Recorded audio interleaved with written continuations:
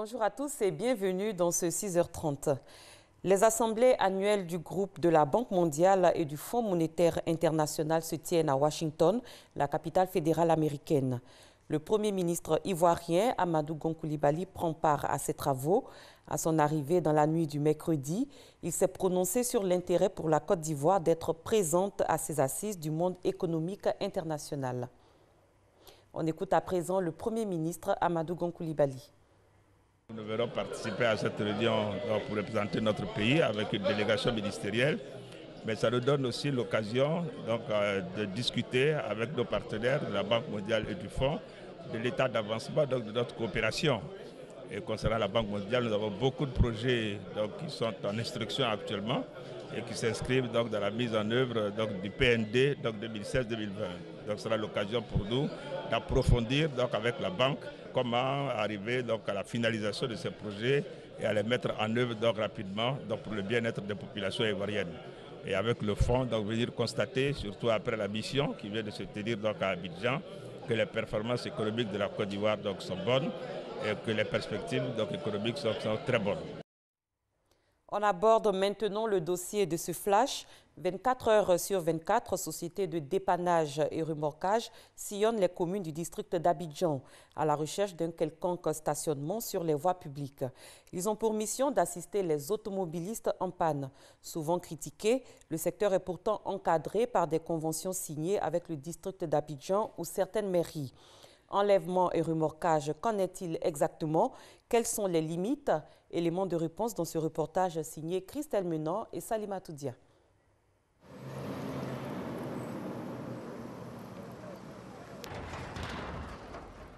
Monsieur, non, monsieur. Ici, on ne va pas ici. On vous comprend. Non, calmez-vous. Calmez-vous. Monsieur. Calmez-vous. On va lui demander pourquoi. Tu n'es pas en panne. Tu peux démarrer. Bon, il faut monter. Regarde, calmez-vous. Enlevez. Monsieur, écoutez-moi.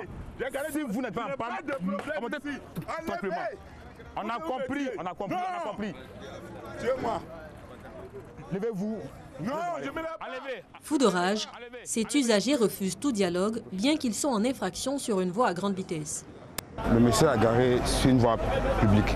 Nous sommes sur l'autoroute du Nord. On ne peut pas stationner comme ça sur l'autoroute du Nord. C'est une voie à grande vitesse. Donc quand une voiture est sur l'autoroute du Nord, qu'elle est garée, qu'elle est mal stationnée, on a le droit de l'enlever et l'envoyer au district. Moins théâtrale, Larissa a assisté impuissante et sans ménagement à l'enlèvement de son véhicule. Un jeudi soir à 19 h, j'ai une panne au niveau du boulevard Latry. La batterie qui ne fonctionne pas très bien, mais que j'arrive à gérer quand cela arrive. Et là, je vois débarquer des gars avec leur remorqueuse. Je leur dis non, laissez, je sais comment gérer ma panne. Donc j'ouvre le capot, malgré qu'ils essayent de fermer le capot, j'ouvre le capot, j'essaye de faire redémarrer le véhicule. Au moment où je descends de la voiture pour refaire la manœuvre, qu'ils ont déjà essayé de remorquer ma voiture, ils ont attaché le véhicule. J'ai beau demander, supplier, demander pardon, ils ne veulent rien savoir. Ils ont déjà remorqué mon véhicule, ils me tendent une vieille feuille plutôt froissée pour me dire d'aller rechercher ma voiture à la fourrière. Direction Yopougon-Jesco, la plus grande fourrière du district d'Abidjan, ouverte depuis 1979. Ici peuvent s'entasser environ 1200 véhicules. Une fois entré, le véhicule enlevé peut être réparé à la demande de l'automobiliste. Le coût de la prestation dépend de la panne et le véhicule n'est restitué qu'après règlement total. Ça varie de 40 000 francs à 250 000 francs selon les voitures de type F. Dans les paramètres, il y a la taille du véhicule, il y a la distance parcourue et il y a le type d'opération. Vous comprenez que pour un grave accident pour lequel nous prenons 4-5 heures pour faire l'enlèvement, ne sera pas tarifé au même tarif qu'une voiture qui est en panne et qu'on va enlever. En plus de l'enlèvement et des réparations éventuelles, il y a les frais journaliers de garde. Les 3 premiers jours ne sont pas facturés. Au-delà, le compteur s'enclenche. Plus les véhicules restent longtemps, plus les caisses se renflouent, permettant ainsi aux sociétés prestataires de s'acquitter de leurs redevances auprès du district d'Abidjan ou de la mairie concernée. Tarifs excessifs, enlèvements précipités, les plaintes des usagers se multiplient, mais le district rassure. Une brigade de contrôle veille au respect des engagements pris par les sociétés conventionnelles. En cas d'abus, l'usager peut y faire recours. On a ce qu'on appelle la brigade de contrôle urbain qui est en place. Et cette brigade, tourne sur tout le territoire de Abidjan. Alors, lorsqu'il y a un abus, nous sommes interpellés. Nous sommes interpellés et nous arrivons sur le champ. Et quand nous faisons le constat que l'usager a raison, on libère automatiquement le véhicule. Les sociétés de dépannage et de remorquage ont pignon sur rue. Tarifs non homologués, concurrence déloyale. L'Observatoire de la fluidité des transports veut assainir le secteur. À notre niveau, nous souhaitons aboutir à un système d'agrément qui fera qu'on saura qui opère et qui travaille sur le terrain et nous donner la possibilité, au besoin de faire un renforcement des capacités pour faire en sorte que ce secteur soit professionnalisé, qu'il y ait une harmonisation des tarifs, que les tarifs soient vulgarisés et que les procédures soient connues là-dessus. Autre projet en maturation, la création d'une grande fourrière dans le district d'Abidjan avec une capacité de 3500 engins. Elle accueillera également les véhicules en fin de vie. Ce qu'il faut retenir, l'entreprise de remorquage doit dépanner tout véhicule en panne mineure sur les voies publiques. L'assistance doit durer au moins un quart d'heure. En cas d'enlèvement, 3 options s'offrent à l'usager. Faire garer son véhicule à domicile, à la fourrière ou dans un garage de son choix, contre une somme allant de 40 à 250 000 francs CFA. Les nouvelles sont bonnes du côté de la radiodiffusion-télévision ivoirienne suite aux accords ivoiro-japonais du 21 décembre 2015 pour un renforcement du parc technique de l'audiovisuel en Côte d'Ivoire. Une remise de matériel s'est déroulée ce jeudi après-midi dans les locaux de la RTI. En présence du ministre de la Communication, de l'Économie numérique et de la Poste, Bruno Nabanye-Kone, le Japon, par l'entremise du représentant de la coopération japonaise, a remis des caméras, des tables de montage et autres accessoires de tournage et de diffusion au directeur général de la RTI, Amadou Bakayoko. Franck Wadiou. Du matériel pour la RTI, radiodiffusion télévision ivoirienne, ces caméras, tables de montage et autres accessoires de reportage sont offerts par le Japon. C'est le fruit de la coopération entre les deux pays qui avait signé le 21 décembre 2015 un accord de partenariat technique traduit par un projet portant sur une aide d'environ 300 millions de francs CFA. Cette remise de matériel est à inscrire dans le cadre de cette coopération qui prend en compte le renforcement des capacités des agents et la remise de matériel. Occasion pour le représentant de la coopération japonaise en Côte d'Ivoire de situer le cadre. Le projet permet d'approvisionnement en équipement, d'enregistrement, d'édition et de diffusion et leurs accessoires.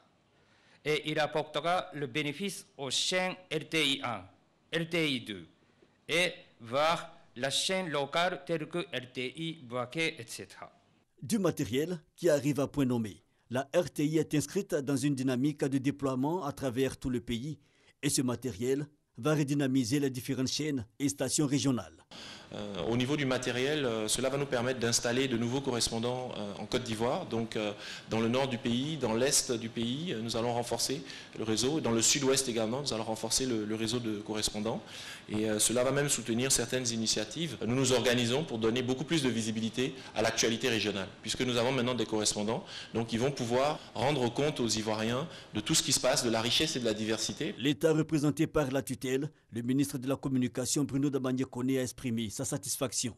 Tout ce que nous avons besoin de vous demander, c'est de continuer à faire votre travail, à le faire avec responsabilité, à le faire avec professionnalisme. Pour le reste, nous nous assurerons que vous avez le moyen de faire correctement ce travail pour la Côte d'Ivoire, pour les Ivoiriens. Autre point marquant, visite à des studios et plateaux du journal, le département artistique et la production, délégation japonaise et tutelle ont voulu constater de visu les potentialités techniques de la RTI. Autre chose, les États-Unis et Israël se retirent de l'UNESCO, l'Organisation des Nations Unies pour l'éducation, la science et la culture. L'administration Trump prend une nouvelle fois ses distances avec un symbole du multilatérisme qu'elle juge mal géré et trop critique avec l'État hébreu. Herman Guivé. L'information est tombée ce jeudi, en début d'après-midi. Les États-Unis annoncent leur retrait de l'UNESCO, l'Organisation des Nations Unies pour l'éducation, la science et la culture. Motif avancé par la première puissance mondiale, l'UNESCO serait anti-israélienne. En toile de fond, les positions de l'UNESCO sur Jérusalem et Hébron, défendues par les pays arabes. Quelques années plus tôt, en 2011, l'admission de la Palestine au sein de l'UNESCO a accentué la crise et entraîné la suspension des contributions financières d'Israël et des États-Unis. Des contributions égales à plus de 20% du budget de l'agence. En juillet dernier, Israël et les États-Unis avaient d'ailleurs prévenu qu'ils réexamineraient leur lien avec l'UNESCO, qualifiant d'affront à l'histoire la décision de l'organisation de déclarer la vieille ville de Hébron en Cisjordanie occupée, zone protégée du patrimoine mondial. Une décision qualifiée de délirante par Israël qui salue le retrait américain. Après son retrait qui ne sera effectif qu'en fin décembre 2018, conformément au statut de l'UNESCO, Washington n'aura plus qu'une position d'observateur. Pour la directrice générale de l'UNESCO, Irina Bokova, cette décision porte un coup certain au multilatéralisme, une décision qu'elle dit regretter profondément. Retour en terre ivoirienne avec du sport. Après 18 ans d'absence sur la scène internationale, l'Open Golf de Côte d'Ivoire renaît. Et pour marquer le coup de ce renouveau, le ministre d'État, ministre de la Défense, Ahmed Bakayoko, a procédé au lancement sur le parcours de l'Ivoire Golf Club de Cocody. Arsène Kwasi, Odalegbe. Ça y est, c'est fait. Le top départ de la 19e édition de l'Open Golf de Côte d'Ivoire a été donné par le ministre d'État, ministre de la Défense Ahmed Bakayoko, parrain du tournoi. Au cours de la cérémonie, le président de la Fédération ivoirienne de golf n'a pas manqué d'exprimer sa reconnaissance à tous ceux qui ont œuvré pour la renaissance de cette compétition restée en veilleuse pendant 18 ans. Cela n'aurait pas été possible si on n'avait pas eu le soutien de nos partenaires et de nos sponsors. Grâce à certains passionnés de golf, nous sommes mis ensemble avec à la tête M. Brahif pour réussir à faire ce Open de Côte d'Ivoire. Le parrain Ahmed Bakayoko a adressé des mots d'encouragement à l'équipe qui a travaillé pour ce prestigieux tournoi qui porte le nom de Félix Houphouët-Boigny et dont les retombées vont au-delà du sport. C'est un tournoi prestigieux. Depuis 18 ans, il ne se réalisait pas. Et je considère que c'est un indicateur de la vitalité retrouvée de la Côte d'Ivoire. Quand il y a de la vie, le plaisir de se retrouver, on peut se permettre de jouer au golf. Plus de 170 golfeurs venus d'horizons divers prennent part à cette compétition majeure qui réconcilie le golf ivoirien avec la scène sportive internationale. L'Open Golf de Côte d'Ivoire doté du trophée Félix Houphouët-Boigny s'achève le 15 octobre. L'actualité internationale nous conduit tout d'abord en Californie, précisément dans la Napa Valley, petite ville viticole et touristique de Calistoga aux États-Unis. Le bilan humain des incendies y a dépassé les 30 morts depuis dimanche. Et les milliers de pompiers mobilisés ne parviennent toujours pas à contenir la progression de quelques 22 feux. Ils ont reçu des renforts de l'armée, mais aussi de manière plus inattendue de détenus volontaires venus leur prêter main forte en première ligne.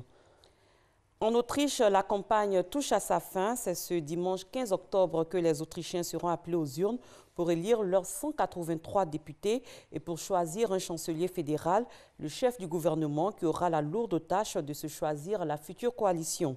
Hier, le dernier débat de la campagne a opposé pendant plus d'une heure et demie les 5 principaux candidats, dont le favori, le leader conservateur Sebastian Kurz. C'est la fin de ce 6h30. Merci de l'avoir suivi. Très bon début de journée à tous et à toutes.